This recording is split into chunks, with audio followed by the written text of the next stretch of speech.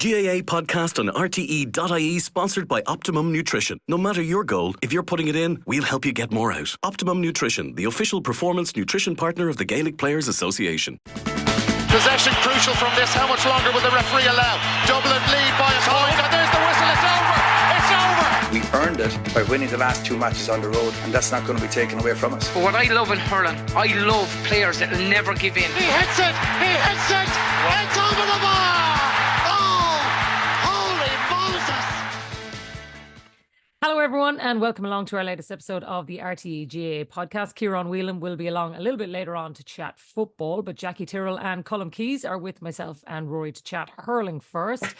So let's bring you through the lie of the land then. Let's start in Munster, lads, and it's finally poised, you'd have to say, with 2 rounds to go. Limerick on top on 4, Waterford on 3, Clare and Cork on 2 points, and Tip on 1 point. And Jacqui, you'd have to say, between similar situation when we get to Leinster, being in this scenario with 2 rounds to go where we have no idea who's going to come out is the perfect recipe for chaos this weekend, isn't it? Yeah, nobody's out nor nobody's in, Jacqui. So it's like Lanigan's ball. Yeah, I stepped out, she stepped in again. Yeah, and there's you would like to think there's a feel of moving day in the golf in terms of, but still not. There's still another round to go. So, but it definitely think that after this weekend, it will shape up in some format with both provinces. You'd like to think that there'll be a front runner for each provincial final, and then there'll probably be 2 or 3 fighting it out for that, wrestling out for that other spot, and then third could be at really. So yeah, and even like probably picking games, they all, to be fair, of equal measure. There's no one game that I'd go, right, that's the game this weekend, that's the pivotal one that's going to make or break the whole season for each team. You can go right across all the games, down to Antrim, Galway, down to Carlow, Wexford, huge across Leinster, and the 2 Munster ones. It's so evenly split, possibly one of the most even provincial championships we've had since it started back in 2018. Yeah, it feels that way. It does. I don't know though, Rory. I don't want to nitpick particular games, but like Tip Cork is definitely a knockout game. You could say with the others, Clare, Waterford, you don't know, because even if they were to draw, potentially they're both still in it. Tip Cork, though, seems to me like it is pure knockout. One of them is definitely gone this weekend. Yeah, it is. It is. Do you know what? No, I'm going down. Can't wait. I'm going to bring my small fella. We sat down the other night, the 2 of us, and I rewatched Cork and Limerick, and he sat down with me. He's getting into the hurling now, and he was just transfixed. He's obviously a dub, but I'm bringing him down, and like, just can't wait. There's a real feel of, it's like old times. It's like, it's like the old knockout Munster Championship feel to it. And I was chatting to a very good friend of mine. They listen to the pod regularly, Mark Barry and his son Dara. I've given them a shout out there because I know they love listening in. And Mark was at the match last Saturday night, and he was telling me, like, afterwards, they went up into the town, up into Cork City afterwards, and he said the place was just, he said if you lit a match, the thing would have exploded, the electricity, and just coursed through the whole place. So there's going to be a huge crowd, massive crowd coming up. I think there was only Kilkenny end tickets left. Now, they released a few more for some of the stands. I managed to get my hands on 2. But like 4 o'clock Sunday afternoon, Tyrrell is probably close to 45,000, I would imagine. Mostly red, I would probably assume, given the fact that they'll be riding that crest of a wave. And I just can't wait. Do you know the difficult thing, I think, for hurling people, Jacqui, is if they'd have seen this Cork in the first round, there would be an awful lot more to be excited about. It just seems we've waited an awful long time for them to light that match that Rory's talking about. Yeah, definitely. And look, there was improvements from the Clare performance in the second one. It's just, when you have a county probably going back maybe October, November starting, and their first round, everyone is talking about championship, which is in April. That first round performance is so limp, is so poor, is lacks so many traits that you want. It just doesn't come true. And then you're kind of going, right, where are they going? Where's Pat Ryan going with it?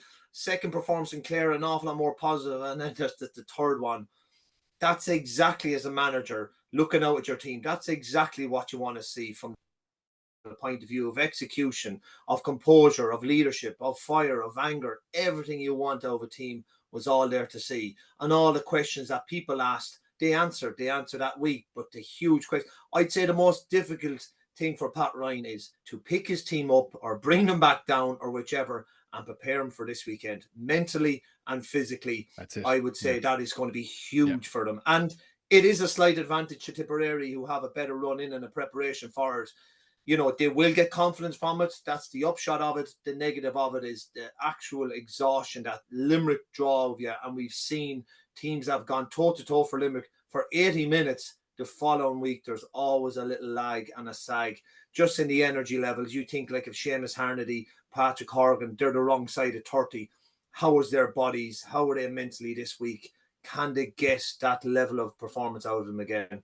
That's the big question. Yeah, it is. It is absolutely the big question. Sorry, Jacqui. Yeah, no, I was going to say it to you and to Colm. I think that's the biggest question of all, because if they can solve that conundrum, who knows what their trajectory is. But if they can't solve it, they're gone, Colm. It's as simple as that. Yeah, it's such a it's a real challenge for them. Obviously, what Cork did on Saturday night has really fired things up. But I thought Tipperary showed so much in coming back the last day in those last few minutes when it looked like it was gone for them, and I think it would have been gone at that stage as well against Waterford. So to get back, that gives them something to claw to. There's no doubt about it. But it's great to have a knockout game. I know it's obviously going to lead to perhaps one dead rubber in the last round, but it is great to have a knockout game at this stage of the Munster competition, even though it's such a big game for both. Yeah, it is. And I think Tipperary, Colm, you just don't know. You're right. The way that they've managed to drag themselves back into this is commendable. But I mean, I've heard them described as a basket case. I've heard them described as all kind of things. And even Shane McGrath on this podcast has just said, I don't know from one end of the week to the next what you're going to get out of them. And I guess it's like Cork. If we'd seen the true shape of this team from early on, at least you'd be able to say a little bit more about what you're going to expect from them on Sunday. Well, I don't know. Do they still know the best shape of their team? I don't know. I think of all the top teams, I think they're most far away from knowing what their best team actually is. And that was quite apparent after the league semi-final against Clare. And obviously the number of changes made after that and 3 more changes made coming into the Waterford game. They really don't know. They have a lot of players. I feel Tipperary have a lot of players around the same standards, without very few that are taking them to the next level. And actually the 2 forwards that you would say, Jake Morris and Jason Ford, that do elevate them maybe that little bit higher, are not going particularly well at the moment. Jake Morris was obviously held scoreless against Limerick. He did come up with 3 points the last day.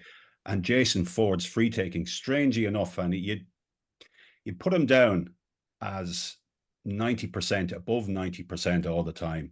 And it really went against him against Clare. There was a few 65s then against Limerick, albeit he did score 8 frees. But a few 65s you'd normally expect him to get. And the last day too, and then he was taken off.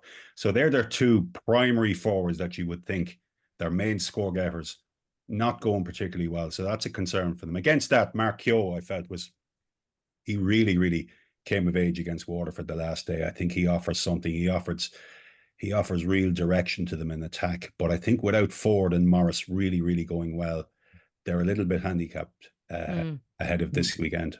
Yeah. One thing, Jacqui, as well, I do think from a Cork perspective, and again, not to be getting too parochial about it, this is I think one key point, this is their last game. There's no point in saving it. Whatever you have left in the tank at this stage, there's no point in keeping that back. So whatever reserves of energy that they do have, and they will have gained a shot in the arm, the adrenaline of the victory will be something for them to attach themselves to in terms of energy levels. So, but there's absolutely no doubt that Tipperary sitting down for 2 weeks, you would assume they'll come out of the blocks flying and they'll go after Cork nice and early and test and see how much lethargy might have crept into their play as a result of the amount of energies that they had to expend getting that win last Saturday night. So look, it's set up perfectly from Tip's perspective as well. I think they are searching. They're searching for something. The problem is it's a pretty fraught environment to try to be finding your feet on the run. I thought they had showed really good patches of form during the league, and then were abysmal against Clare in that semi-final, where I thought the wheels came off a little bit in terms of momentum, in terms of what Liam Cahill was trying to do. And, you know, it's been a sort of a very unsteady ship since. But look, they're at home. They love Tyrrell just as much as Cork do. So it's set up. Yeah, it is. What about the knock-on effect, Jacqui, of Cork beating Limerick for everybody else in the competition? Because Clare obviously came close and then fell apart in that last kind of quarter or whatever. Waterford will feel they're right in the shake-up as well. I wonder what the knock-on impact of those teams looking in is now that let's go and seize our chance, because Limerick are fallible as well. And I think for Clare, had they taken that victory, they'd find themselves in a completely different position. They still have destiny in their own hands this weekend, though. Yeah, look, there's a couple of things when you kind of sift through the game that you kind of look at. Look, they are beatable, which is the first thing. But when you look a little deeper, when you look at how Cork bet them at their own game in lots of ways, with physicality, with pace, Cork's puck out and how direct they went, and literally went down the throat off Limerick and had huge success in terms of getting to the break, turning them over, getting scores off the back of it. And there is little signs in their defence that they are trying to cough up opportunities for goals. Cork took some. Nicky Quaid brought off some great saves. Cork could have easily, with a bit more clinical about them, had 4 or 5 goals, which we've never really spoke about with Limerick. Energy just maybe off a little bit. So I'd say Limerick are happy to get the down week, get those energy levels and get a bit of freshness back into it. But when you do look under the surface, there are some tactical things that Cork did that you kind of look and go, there's something there maybe we could go after. That much vaunted half back line, I thought of outside of Kyle Hayes. I thought Diarmaid Byrnes and Declan Hanna are probably having one of their poorest years, particularly Diarmaid Byrnes. Like, when would we see a player run at Diarmaid Byrnes and put the ball over his head and go around the other side and get the ball? He might go around and the other side. What would you have done it? What would you have done it? What would we have done in that scenario, just stepped Jacqui? aside and let him away. Yeah. I know Hickey waiting from inside. If the black card was in your day, you'd have been done numerous times anyway, that's for sure. So some of their key players are probably just a little off form. So for the rest of the country looking in, they won't pay too much heed to it now because they're not facing Limerick, but it might be a reference point later on in the year. If they see it again, you know, there's something there. Sean Finn has obviously gone injured now as well. So their personnel, they have to rejig the pack again. So I think they will be the learnings for the teams looking in on it. What sort of shape do you think Clare are in, Colm? I think they're in good shape, Jacqui. Very good shape, actually. You think back, and obviously with Cork beating Limerick now, it probably changes the perspective on that Clare game. And Jacqui mentioned Diarmaid Byrnes not going so well. It was actually one of the areas of his game that's not going well. And obviously, if you go back to the second half of the All-Ireland final, his free taking is such an asset. Long-range frees, such an asset to Limerick. But actually, he's been mishitting them a little bit more this year. And one of those mishits obviously led to the first Limerick goal that began that comeback. Without that, would they have beaten Clare? Possibly not. Just possibly not. So if you work back from that and you think, well, Clare was so well on top, and then the pressure was on them going into Páirc Uí Chaoimh, and more pressure then when they went 7 points down, and they responded, and they really responded. And I think Shane O'Donnell, what an advertisement for, I think Shane O'Donnell in a football context, Damien Comer sitting out of league and coming back in, and both of them are performing to the way they're performing. So I think a very settled team, Clare. I think maybe in the full back line, a little bit of vulnerability, but elsewhere, they are really looking the part. And I think they'll be, they'll get a lot of confidence from having seen Cork beating Limerick, and, the flaws that maybe were apparent that we weren't seeing in the opening 2 games. Maybe they were there in the Clare game, but disguised by that goal off the that Byrnes mishit. So maybe we start to look at a little bit differently and say, well, Clare very compact. They know what their best team is. Perhaps a little bit more protection for their full back line. But I think their recovery in the second half in Páirc Uí Chaoimh really stands to them well now. Yeah, I agree, Rory. I think they're in a good place. I think given what they went through on the opening weekend, for them to still be in this place now where they know a win at the weekend and they can pretty much start looking ahead, Munster final and beyond. And I think they'd be happy enough now, given the rattle that they got that opening day. Yeah, look, I think from Clare's perspective, like defending league champions, their record against Waterford is top class. I think they're. You mentioned, are they in a good place? I think they are. I think they're in an exceptional place. I think the only thing that'll probably stick in their craw a small bit is they're only on 2 points after playing such an incredible amount of hurling in both games. Now, to go down to Cork and get a win, again, that showed a massive amount of resilience. Cork were very far ahead midway through that second half, and it showed. Now, obviously, the sending off had an effect. I'm sure it did, but they have, like, I think they're very solid all the ways through. They've got strength and depth. I think, they have had a little bit of an issue in goal. They've chopped and changed. They've now decided to stick with Ivor. I think that's probably the wise move. He's the more experienced, most experienced goalkeeper that they have. I just look at the first round victory that Waterford had over Cork, and people depicted that as a big surprise. I didn't. I thought it was more of a 50-50. If Waterford go up and turn Clare over in Ennis, I think that's a huge shock. Yeah. Yeah. Can we finish off on Waterford, Jacqui? Because I do actually think Rory is right. The Cork game, when you looked at the spine of that Waterford team, when you saw it on paper, you thought, okay, this is actually a team that comes to play. Clare, I think a lot of people at the start of this year would have said, are on a different level to both Waterford and Cork. So Rory's probably right in what he's saying. A significant win this weekend, and I think that changes the whole dynamic of how we're looking at Waterford. Yeah, but I wouldn't agree. I don't think it's a huge shock if Waterford beat Clare. I know going to Ennis is quite challenging in that, but let's look at Waterford and judge them on their 2 championship performances so far. Really, really good across all the kind of key things we look for. No Conor Prunty this week, no? Maybe.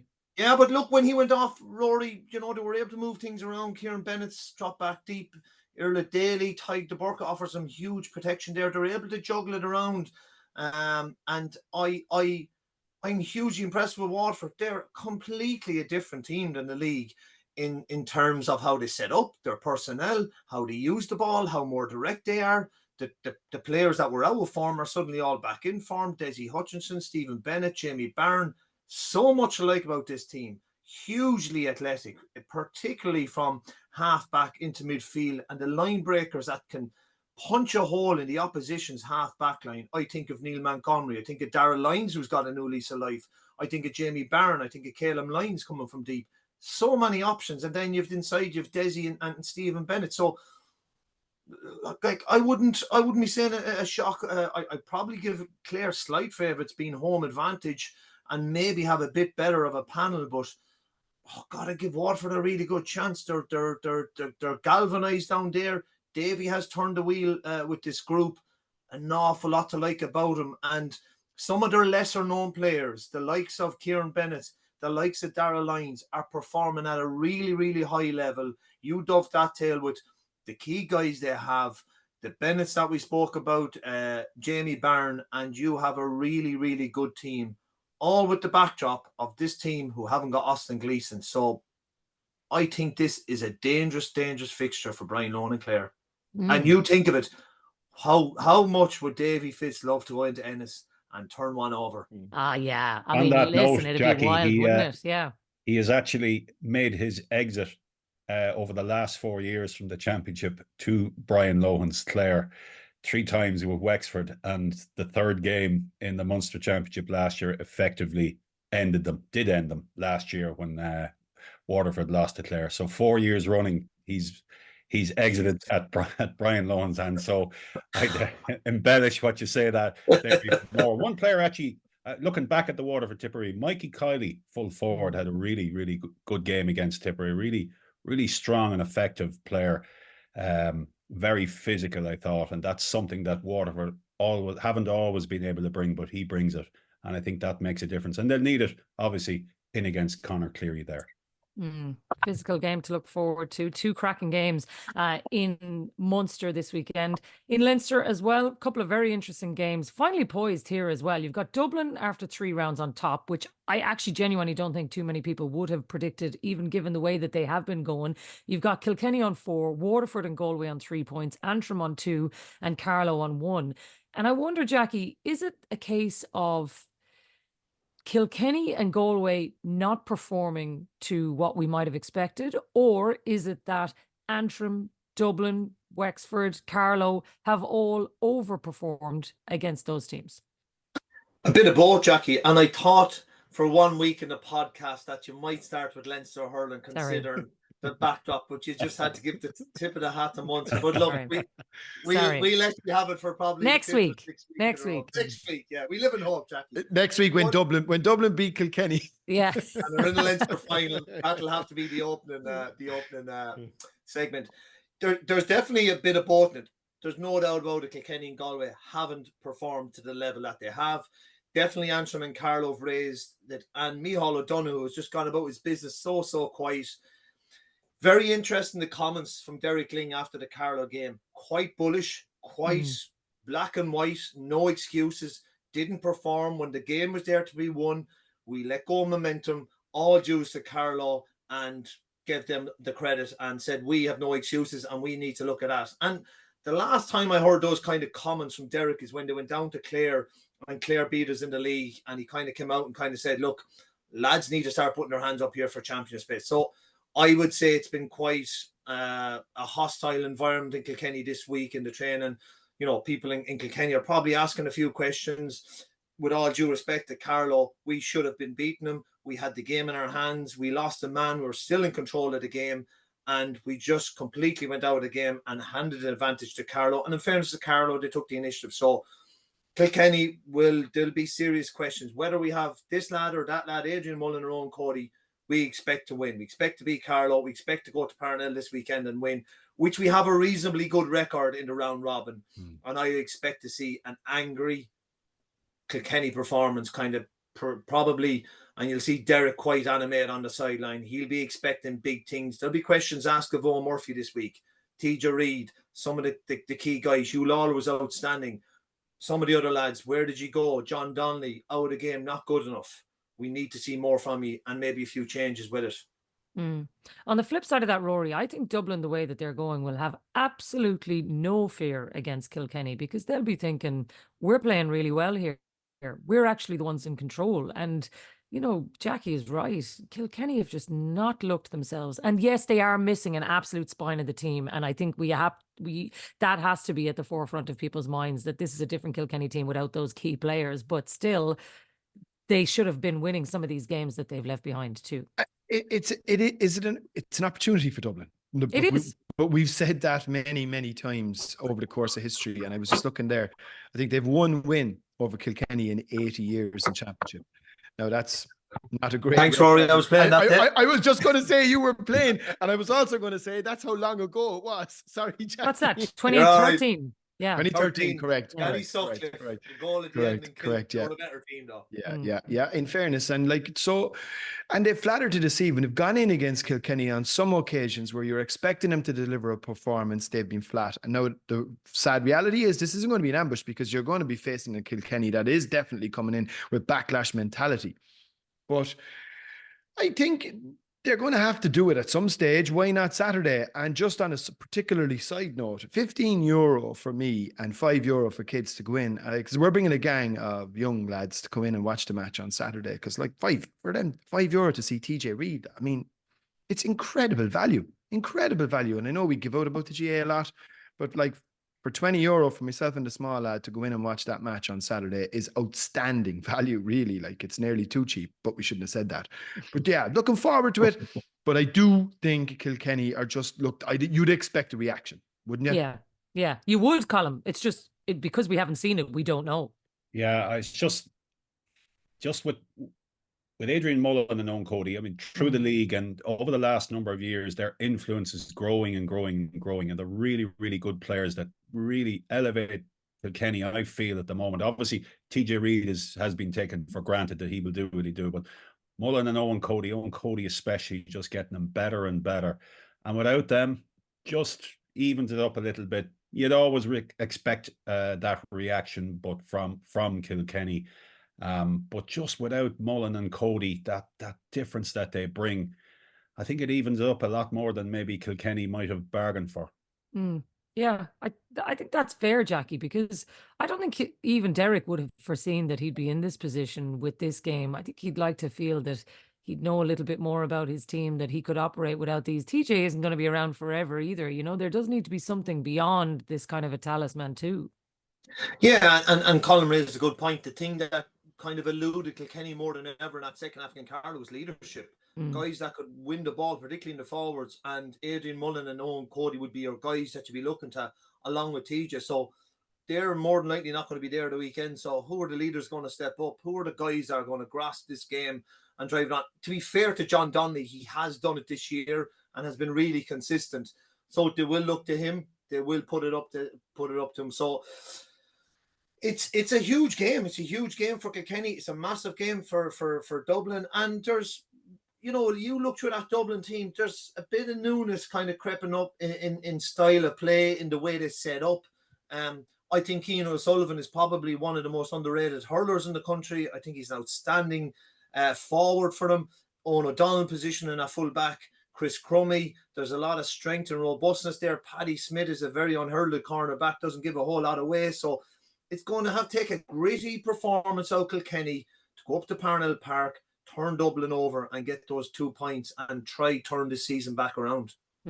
Whatever about their form, Galway's form is as suspicious, Rory, when you're watching them over the last couple of weeks. Just so up and down. Again, yes, one win against Antrim this weekend changes everything around for them, but I think Antrim again will feel they're in the shake-up, and that's why this Leinster competition has been so good. Again, Antrim's form incredibly patchy, brilliant one day, really not shipping 30-odd points the next, but I still think that because of Galway's form, they'll feel that there's a chance here.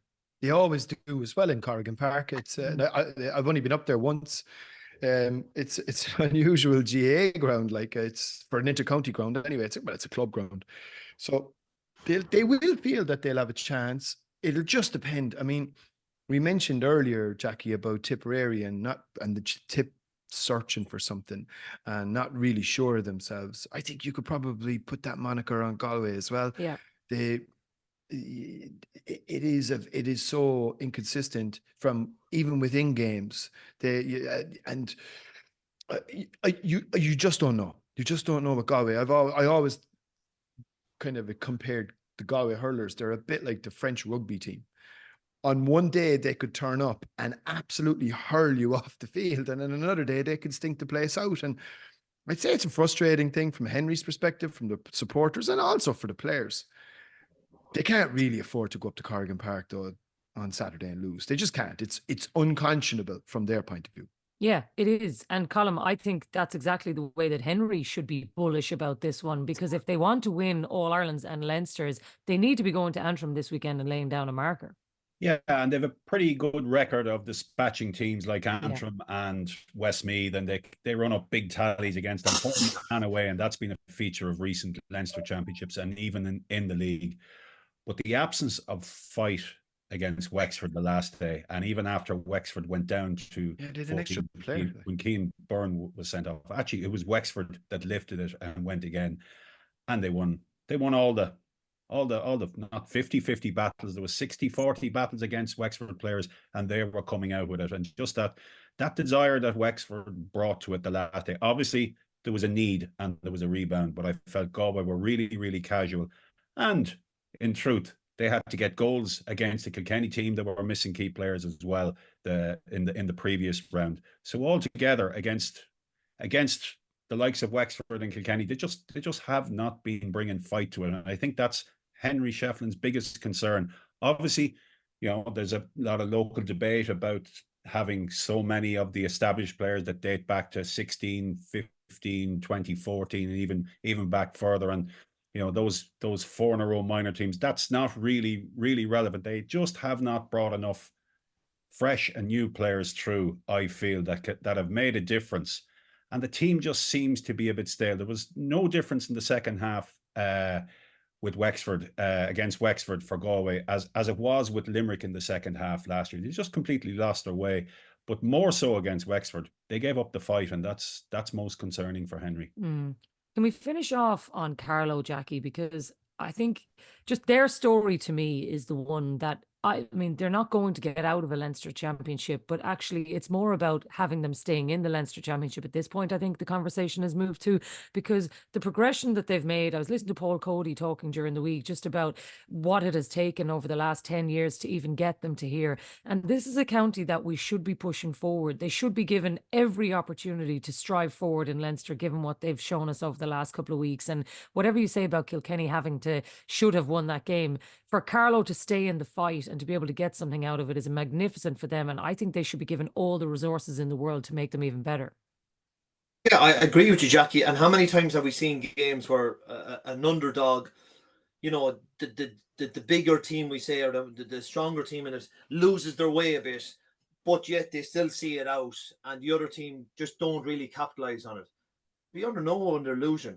Carlow, when they got the initiative, played some really, really good strategic hurling, played a good brand, got the ball into their shooters, and had a really good last 15, 20 minutes of clinical hurling, took their opportunities, and when the need was at the most, they took every chance they got. And even that last free, I know a lot of people look at it, gimme, that's huge. That's probably Carlow's biggest performance ever, and it's weighing on the shoulders of Mouse Kavanagh. And, I just think it's brilliant for those guys to be really highlighted. They live close to us. We know all about those guys. We played shinty with them, Chris Nolan and the likes, really, really good hurlers. But we can't have this as just lip service on a podcast that, giving Carlow their dues.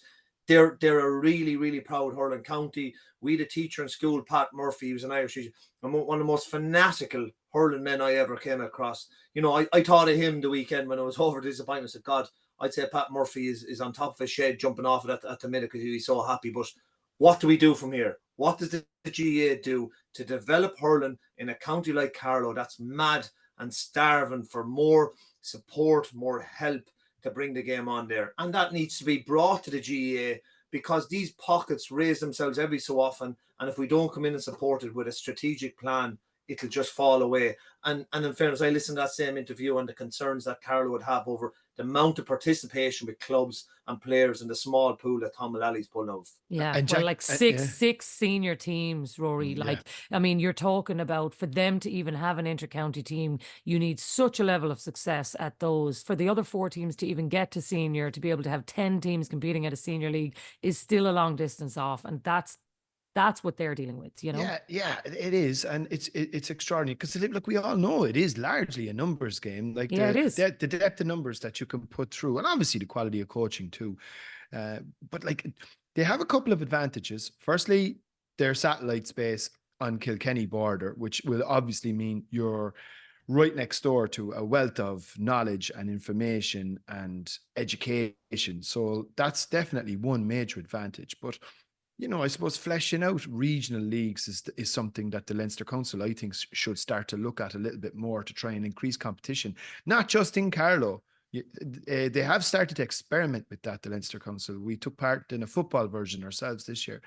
I think that would help to try and improve standards and give people more games, not just to consistently see that your club games are restricted to within county bounds. I think being slightly more imaginative is the obvious first place to go on. Sorry, some of the Carlow teams do compete in the Kilkenny League. Yeah, that's right, Jacqui, they do. And Naas actually play, Jacqui. Naas play underage in Kilkenny as well. Yeah. So. So you can see we might have to kick him back out again now. But the funny thing about this fixture, Jacqui, would you be surprised if Wexford were beaten by Carlow, but then went into Nolan Park next week and turned Kilkenny over? No, but that's why this is such a massive opportunity for Carlow, because actually, given what they showed last week, I think now, why wouldn't they feel that they can go and have a rattle off Wexford? Actually, I did a piece with Liam O'Neill, the former GAA president, who has some views on this, and this is before the Leinster, or maybe it was after the first round. And he made a few suggestions, and one of them was that the Joe McDonagh Cup winners from the previous year should get Leinster Championship immunity for a year after that. That was a suggestion, just to keep them up, to give them an extra year. So now Carlow have got a draw. How do they build on that? Well, maybe if they're in the Leinster Championship another year after that. And the other concept that they come up with was to give the Joe McDonagh Cup champions all home games. Now, that mightn't be preferable to the teams. They like to travel. But you look at the advantage maybe that Antrim had over Wexford and consequently Carlow, and that mightn't be such a big advantage But maybe there was something, maybe there are competitive advantages in Leinster that could be afforded to these teams to help sustain them, to give them sustainability in a Leinster championship. If Carlow drop back down, they might not win next year's McDonagh Cup, and they lose ground straight away. Whereas if they get that immunity for a year, well, it gives them next year as well. And it's just, they're talking points. And obviously there are drawbacks to having a team playing home the whole time because there's expense involved and all of that. But it's definitely something worth looking at to keep the likes of Carlow in the Leinster Championship. I know it shouldn't be a development ground and it's a very genuine competition, and we can see that now, but it could become a better competition consequently. Yeah, certainly if they broadened it out and had more teams in it, and it was a Kerry, a Westmeath, an Offaly, whoever it was, Laois, for a lot of those counties playing in the Joe McDonagh, I think if they thought that they could play in an 8-team league or a 10-team league, then I think lots of people would love to have that to aspire to. But look, we're not going to solve all those problems for today. We will look forward to the weekend. Jacqui, thanks a million for being with us, because fingers crossed for your Kilkenny side this weekend that they can start to show us some of the glimmers of hope. But Leinster hurling on the bill first next week, Jacqui. That's a promise. Appreciate that, Jacqui. Thanks very much. Talk to you soon. He hits it! It's over the bar! Oh, holy Moses! All right, Ciarán Whelan is with us now to chat football. And just a reminder for the group stages as they start this weekend. Group 1 has Galway, Armagh, Derry, Westmeath. Group 2, Dublin, Mayo, Roscommon, Cavan.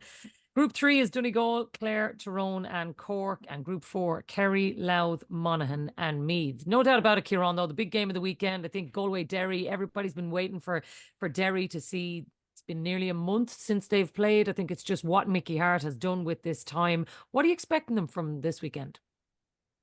I think, Jacqui, to be fair, you're probably expecting a reaction from them. You know, I was up in that game against Donegal back in April, and to be honest, there might have been a touch of complacency about them. They were being talked up after beating the Dubs, and they were off the pace that day. Not only the mistakes, they're well documented around the goal. Their tackle count would have been down. The levels of intensity you'd expect from them weren't there, and it was a bad performance. And it probably, you know, I would have thought Mickey Harte over the last few weeks has now flipped that into a positive. It was a reset for them.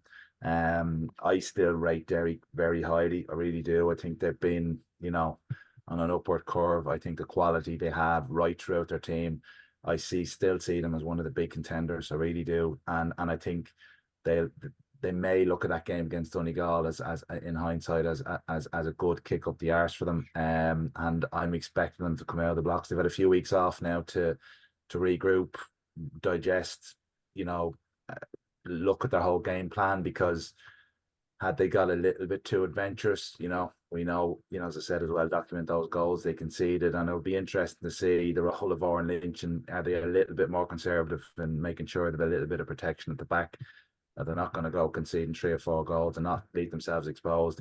And on the flip side of that, I think Galway, you know, there might be an element of like there was huge relief. You could see the relief a couple of weeks ago when they beat Mayo for Rory Joyce and what it meant to them. But I think if you dig into that performance a little bit deeper, you know, you look at even the last free of the game could have gone the other way easily to Mayo. You know, there was very, very little in that game. They got 3 frees to fall over the line essentially, and Damien Como was immense. So you kind of question, is he going to get that space and time at the weekend? You know, Derry will definitely have the homework done on him. Will Shane Walsh start? And you question where Galway scores are maybe going to come from. So I just think it's a combination of a team that's regrouped, will be fresh, will be full of appetite and drive against a team that maybe slightly in celebration mode and hasn't really got back on the horse. So I'm expecting that Derry will come out of the blocks weekend. Interesting clash of those two mentalities, Colm, because Ciarán is right. You do have Galway riding on that high of a Connacht title, but I think Derry probably will have learned a lot in sitting back over the last few weeks and watching the football, and the break actually might not have done them any harm. I think it'll do them no harm. In fact, I think it'll do them ultimately, for their long-term goals, Jacqui, it'll do them a lot of good 3 in a row in Ulster is a very, very difficult thing to do. Very few teams have done it in the, what we'd say, the post-Cavan dominance, when Cavan were really the only team in Ulster up to the 1950s. Since then, the Great Down team in the early 60s, they did 3, and Joe Kernan's Armagh did it. So there's a reason why lots of very, very good Ulster teams don't get to 3. They'll get to 2, but not 3. It's so difficult to keep coming back, and it draws so much out of you. And for Derry to go and beat Donegal and then Tyrone and Armagh, that was a really difficult challenge for a team that had already been to a league final and had played to a really high standard. You know, Donegal and Armagh, albeit were in Division 2 this year. So it was a really challenging early part of the season for Derry, having been through such long seasons, obviously up to All-Ireland semi-finals the previous 2 years. So Ciarán mentioned the word reset. I don't think they will do a whole lot different. I think they'll still play because they see that bit of risk that they take, even with Oran Lynch coming out. I still think we'll see him coming out. Maybe not immerse himself so much into the kickouts as he did that night. I think they'll be a lot more cautious around that. And I think actually one of the areas will be their scramble defence, that when Lynch is pressed up so high, I didn't think the reaction in some cases from Derry against Donegal was great in trying to scramble back to protect the goals when they were clearly exposed. I didn't think it was great. I thought they left a lot of space that could have been covered quicker. When you look back at that game, that sense of urgency, and even the urgency to chase that game when they were behind, I don't feel it was there. So I think they'll be more cautious in their use of Lynch and pushing up so high, but they'll still go and do it. Reset is the right word here, because that's what it is. No more than Mayo last year. Now, Mayo didn't really get the bounce from being out early against Roscommon. For the first game, obviously, against Kerry, they did.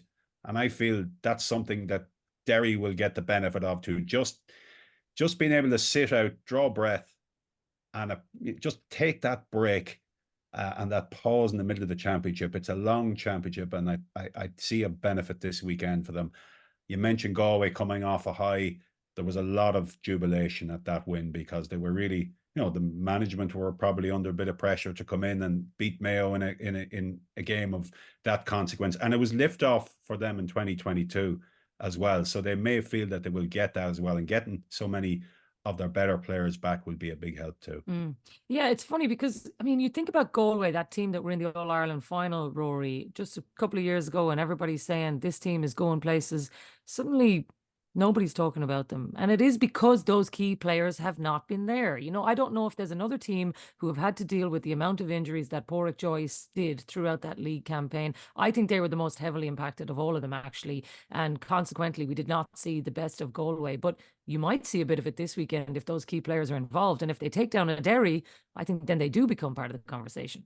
Very good record as well. Historically, traditionally, I don't think Derry have beaten Galway in the championship ever.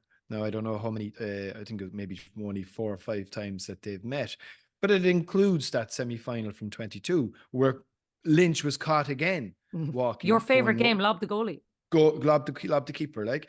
So he was caught again in that game. Now, look, it will be very interesting to see what approach they take to that. Will they be slightly more conservative? I think from Galway's point of view, I think Wheelo's spot on. The clock was red in that Connacht final and Mayo were 2 points up. So they didn't exactly pull up trees in that. They, I suppose, showed a lot of resilience and a lot of toughness to stick in the game when maybe Mayo, I felt, were probably the better team over the course of the 75, 76 minutes that the match was played. I think he's got a few selection issues. Does he start Walsh? Is Matthew Tierney potentially fit enough to start? I would absolutely start John Maher. I think that fella is a great bit of stuff. Every time I see him, he always puts in a shift. He will get up and down the field. He mightn't be the most swashbuckling of midfielders. He's certainly not in the class of Rodgers or Glass, but you will absolutely get a shift out of him. And I think that's probably what you're going to need on Saturday. It's in Salt Hill. Derry were there earlier in the league and had a good win, I think, 3-10, 1-11, thereabouts. So, look, their last experience down there wasn't a bad one. It's an intriguing game. And it is significant to see who wins it. I think there's probably more on the line from a Derry perspective for them to try and get back on the horse quickly. But Galway are at home, and I don't think they will want shoving over too easy either. Yeah, for sure. Let's look at a couple of the other games then. Mayo Cavan to me is interesting for the same reason, Ciarán, because Mayo will feel that they should have won, could have won that Connacht final, and would have found themselves in a different position. That being said, they'll look at this group and say, look, we're still going to come out of this group. We still give ourselves every opportunity to get out of here. How does Kevin go about this one? Because Cavan is, I know maybe different without Paddy Lynch, but I still think a difficult sort of an opponent that Mayo wouldn't necessarily come up against regularly, this kind of a setup. And I think he's got a lot to think about here. Yeah, it kind of reminds me of the game a few years ago. I think when Derry went down to Castlebar. Went extra time, didn't it? Yeah, and Derry kind of were probably in a similar vein of form, probably Mayo Cavan were. But I think from Kevin's perspective, Jacqui, it's like they're being really talked down, and in some ways, like they did a reasonable league campaign. They done what they had to do against Roscommon, and we're very close to winning a Connacht title. So they're being kind of, they may not be in as a bad a position as people think. I think obviously there's question marks around, you know, their forward line and the role Ryan O'Donoghue. A lot of the pressure is on him to get the scores, but Tommy Conroy has shown a little spark in the last couple of games that he seems to be getting a little bit of confidence back and adding something in that forward line. For me, I think Mayo, it's the balance of their team. I thought they left themselves very exposed at the back to Damien Comer in the Connacht final. You know, they're very good when they do decide to press up, as we saw in the second half against Galway, when they look like they put Galway under pressure, but they can't do that for the full game. And sometimes, you know, they leave themselves a little bit open at the back. And for me, I'm struggling to understand, like, they've really, I suppose, struggled at times to break down opposition defenses, and Galway set up kind of with, you know, two kind of sweepers on the edge of the D, and they got bodies back. And again, Mayo, they just, without Paddy Durcan, they didn't have enough line breakers. And I don't know whether the dynamic of their team in the middle third with, you know, Stephen Cohen in there, obviously Matty Rowan's going to get you scores, Jordan Flynn and Jack Carney, like you're four big. I don't know whether Kevin has to sacrifice maybe one of them and go with a different type of forward that can break those lines and get in behind the defence. Because the one thing that fascinated me when we were looking back at the Connacht final was even the role that Stephen Cohen took up. He just wanders in to try and occupy a sweeper. He came in about 10 times and he just turns then and wanders back out to it was actually quite phenomenal. I couldn't understand what he was trying to achieve and stuff like that. So I just think that whole structure around breaking down the opposition defence and their middle third, they need to have more line breakers, guys. They need to go at the defence, and that's where he's going to need a bit of improvement. And Cavan will probably recognise that. And you'll probably see them set up similar as they did against Monaghan. Maybe they will get bodies back. I know Galligan does want them to push forward and go and get scores. Cavan have seemed to have played better when they've fallen behind in games. I think they went 8 down to Tyrone. They came back. They were down against Monaghan. They came back. So the chaotic type of game kind of suits them. But I think you touched on it, Jacqui, the Paddy Lynch factor. Yeah. You know, in terms of the percentage huge scores, huge, getting, yeah. And even the free taker. Have they got a free taker that can come in even and replace him? Like his accuracy from frees is off the charts. So you'd be worried from a Cavan perspective, who's going to, you know, step up. You know, will it be Oisin Brady, Keane, Madden? They're going to have to get scores from the Smiths. And you just worry, will they lack that firepower? And listen, both teams, Mayo don't like playing in Castlebar, don't have a bad record there, so they're always vulnerable. You can never trust them. But I just think that I actually think Mayo are in a little better place than people are giving them credit for. Yeah. And the Lynch thing is huge though, Colm, isn't it? Like, to lose a figure like that, it's not just the scores, it's the leadership, it's the marksman, it's everything around the pitch. They're a completely different team without him. Well, at one stage during the league, he was tracking, I mean, his conversion rate, he had missed very, very few frees. It was right above 90%. He was getting so much. Cavan haven't had a player like that, a dependent marksman that gives you that kind of return all the time. And he was very good. He got everything he should have got. And obviously that goal at the end, where again, Rory Beggan was adrift. He got that goal at the end too. So he is a huge loss. Having said that, teams can obviously respond to the loss of their leading forward. Obviously, Kerry were without Colm Cooper. They can do that. There's a psychological that everybody lifts a few percent But I'd be probably inclined to agree with Ciarán that Mayo are being a little undersold. I don't know how much improvement is in Mayo, but I do think they should have this game comfortably enough. I think there will be a little bit of a reaction from them. I just don't know how high their ceiling is, how much improvement is in them. You know, they can move the pieces around in attack quite a bit. There's an option there always to put Ryan O'Donoghue at centre forward. He's one of the best passers of the ball in the game.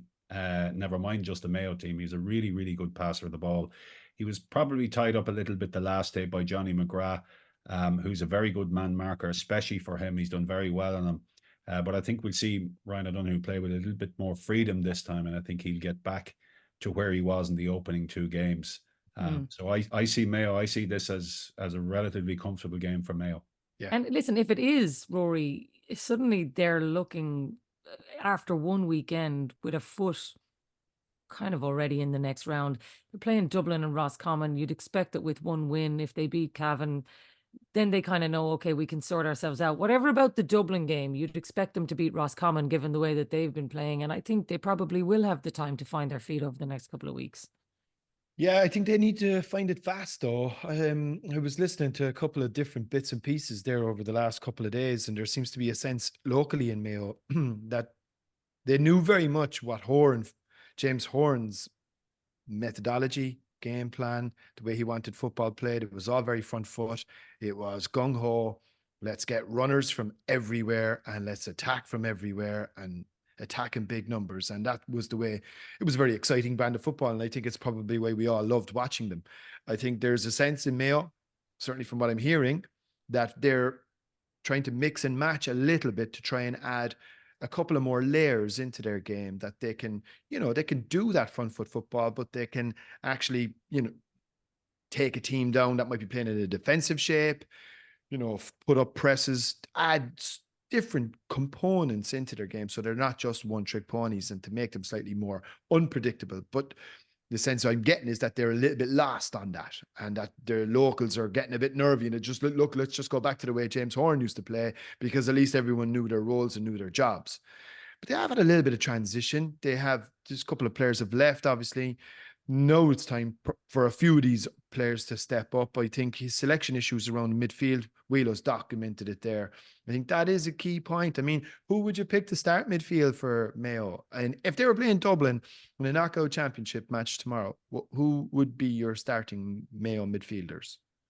I would go Jack Carney and Matty Ryan.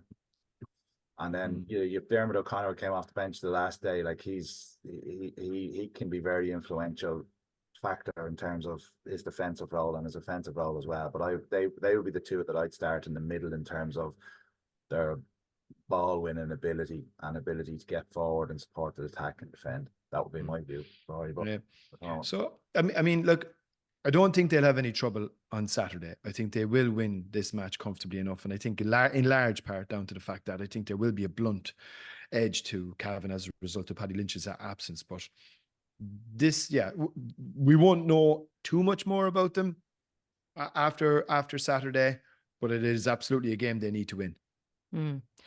What about Kerry, Colm? They play Monaghan this weekend. They've come through a Munster campaign fairly unscathed. Yes, Clare pushed them. Yes, Cork pushed them in different ways, but they were both games that they were expected to win, and they did that. They've got the job done. I was listening to James O'Donoghue talking during the week, just saying, this Kerry team they'll come through this group kind of handy enough as well, and they probably won't have a really serious game maybe until the very latter stages of the championship. You just wonder what sort of a Monaghan are coming at them this weekend, and do you expect that they'll give them any sort of a scare?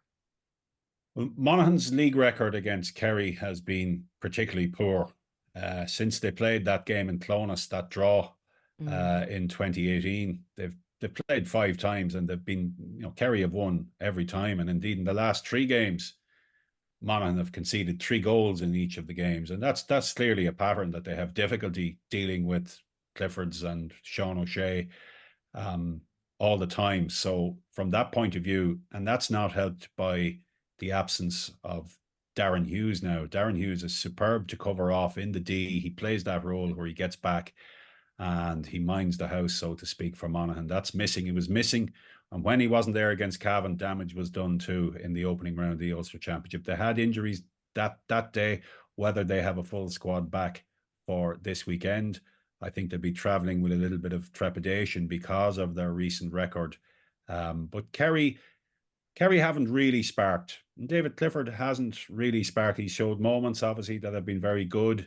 But they haven't really taken hold yet, Kerry, and they may not in this group. And I think they'll ease their way through this group. Obviously, they beat Louth very convincingly last year in Portlaoise in the last game. It's the last game again this year. Maybe there'll be more to Louth this year, given how they set up against Dublin.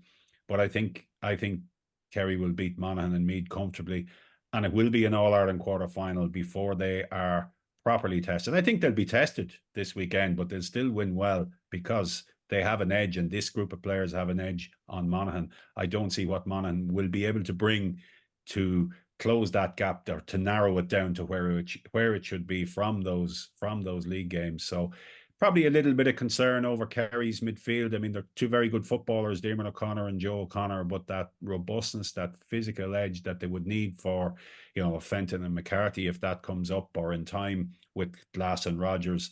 They did very well against Tyrone, Diarmuid O'Connor and Jack Barry last year's All-Ireland quarter-final. Obviously, Jack Barry's gone now. So that's one area of concern. And just picking up injuries, Jason Foley's back, but Gavin White the last day. And maybe the strength and depth that Kerry would traditionally have isn't as strong as it would have been in other years. And the argument, Ciarán, would be that if you look at those games against Monaghan, Meath, Louth, they're not going to get that physical test. Monaghan relegated to Division 2. So technically, these are all Division 2 sides that they're playing. When you look at some of these other groups, there's a lot of the other teams are going to get the physical tests this weekend. You look at Galway, Derry, and maybe Kerry could do with a bit of that. Yeah, and I suppose this time last year they got landed on their backsides by Mayo, and they were awful that day, and then they had to regroup and come through the group. But yeah, I'd agree with Colm. They're not gonna get a massive team. You would expect Kerry will be comfortable enough in this group, because you even expect Louth, Monaghan and Meath to put a lot of energy into their games against each other. Because that's where they'll probably see the opportunity of getting points. Like I tell you, the thing about Monaghan is Monaghan have been so unpredictable the last few years, though. When you don't expect them to put in a performance, sometimes they arrive with a performance, and sometimes when they're underdogs, they pull a performance out of the bag. But it's a big ask. If that game was in Clonus, you might have a different level of confidence in them. But to travel down to Killarney, no one goes into Killarney and gets out too comfortably. So you would expect that they would win. I think, picking up on what Colm's saying about midfield, and I would still even look at the Kerry defence, and I know Tyke Morley went back in there and Jason Foley's back in there, but even the Clare game, the Cork game, they're trying to get their structure back, but I think they're missing a lot of tackles. They're missing that first tackle a lot of the time, and players are getting behind it. Spoke about this at the start of the year, Jacqui, and I still think they've a level of improvement defensively as well. Because they obviously have the quality at the other end of the pitch. Sean O'Shea's in flying form. Paddy Clifford is still the man pulling the strings. Yep. Yeah, David's skill level was slightly off probably against Cork, but I think defensively, I think they have to be a little bit meaner and tighter. Clare got through them a few times, even when they had their structure back, and that's an area you'd be looking to see where do they improve. Well, we expect that they're going to fly through this group, and you would think from Monaghan, those other games, as Ciarán says, are probably where they're targeting their points. Rory, what about the other group then? Group 3, Donegal, Tyrone obviously have to wait until the following weekend to get their campaigns going. But for Clare and Cork, when you talk about teams that are targeting particular games, both of these will have looked at each other and said, this is a game that we win, because you would expect the winner of this game is the one that would like to see themselves going through. And they will have both had eyes on this for a long time, because one of them potentially after this weekend might feel that they're scrambling for points. Big time. I think it's a huge game, actually, in the context of this group. It's effectively to decide who's going to be the third team in most people's eyes. And it's a tricky enough fixture. Like Cork went up to Clare last year and lost. I think it's 50-50. It's absolutely 50-50 game. It's no more than that. I think, though, the only thing from Cork's perspective, they've had a little bit longer as a break. I think the same thing happened last year, and they had to go to Louth in round 1, and do a similar type thing in that they had to eke out a really tough win to try and kind of set their round robin campaign on the right track. And so it's familiar territory. The defeat last year to Clare, I think, will rankle. Cathal O'Mahony is potentially going to be on the subs, which I think is fantastic news, given the fact that he hasn't kicked the ball in anger. I think certainly 2 seasons, maybe 2 years. I'm not too sure. I think it was in the Sigerson Cup of last year when he may have picked up that injury. But that's a huge boost if he can remain injury-free. It's an absolutely top-class forward that you're adding to the mix, and Rory Maguire also potentially fit. But up there, I think it's a pity in some ways that both counties are out in blockbuster hurling matches the following day, because the crowd will obviously be small. But it'll be extremely competitive. Yeah, it will be competitive, but I think, Colm, if you looked at their league form this year and said, okay, Cork actually managed to solidify their position in Division 2, Clare in Division 3, I think there's 7 positions between them in the league. You know, Rory's right. Lots of people calling this a 50-50 game, but actually, if you look at where both teams were playing this year, you'd say it shouldn't be a 50-50 game. Cork should be feeling that they are at a level above, but just the way that things have gone over the last number of years, and that championship victory that Clare had over them last year, I think has put that element of doubt in Cork people's minds. And it would do too. But I was impressed with the way Cork finished the league. They were behind in Navan against Meath, and they were able to dig that out. And then obviously Armagh were in a Division 2 final, but it was a game they didn't want to lose, and Cork were able to, keep with them, and it ended the draw. And then against Kerry, they really put it up to Kerry for a long time in that. And I think there's been a trend, not every year, but there's been a trend of Cork improving from poor league starts or dipping in the middle of the league and improving as the championship season has gone on. And that was very evident last year with again, running Kerry pretty close in Páirc Uí Chaoimh, a disputed penalty, followed by the win over Mayo, and then Roscommon, and obviously came to Derry, and Derry just had too much power and running for the back for them that day. But there's a lot of strands that if they come together for Cork, and Rory's mentioned Cathal O'Mahony, when they get their best team out on the pitch, I'll be interested to see how much improvement is in Cork then, because I do think there is scope there for them to get a bit better. And I see them winning this. I think revenge is always a good factor for them. Cork, you can't ignore the fact that while Clare have brought in a lot of very good players to fill the gaps were still there. Some of their best players over the last number of years aren't there, and I think it may tell in this round robin campaign. And Jacqui, one small point, which is just a bit of colour, I suppose. Bruce Springsteen is there tonight. He's on in Páirc Uí Chaoimh. I say probably coming onto the stage there in the next hour, because he plays for about 5 hours. Like, is he on GAA GAA? Oh, don't mention the war, Milo. Don't mention the war. No, I suppose the reason I bring it up is the consequence of it means that the footballers' home fixture against Donegal, as a result of the damage to the pitch, is going to take place in Páirc Uí Ring.